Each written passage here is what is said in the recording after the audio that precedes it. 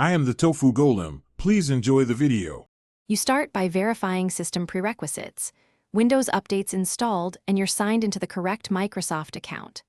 Open Settings, go to Gaming and toggle Xbox Game Bar on.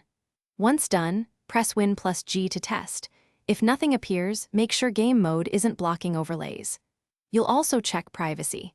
Settings right arrow Privacy, right arrow Background Apps, and allow Xbox Game Bar to run in background. These steps prepare the app, so the core service can actually start and present overlays when requested. Now you move into troubleshooting the app and services. Open Apps, find Xbox Game Bar, choose Advanced Options and try Repair first. If that doesn't help, use Reset. Next, open Services. MSC and Restart services named Xbox Accessory Management and Game DVR-related services. Set them to manual or automatic and restart the PC. Once finished, try Win+G.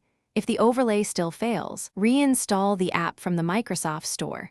That often replaces corrupted packages and restores finish by ruling out system-level conflicts and drivers. Update your GPU drivers and the Windows Feature Experience Pack. Outdated graphics drivers commonly block overlays. Then disable other overlays like Discord or NVIDIA Shadow Play temporarily because they can conflict with Xbox Game Bar. If you still see no overlay, create a new Windows user and test there to isolate corrupted profiles. Troubleshooting tip: if nothing works, capture exact error behavior and use Event Viewer to find service or app errors. That log points to the precise failure cause.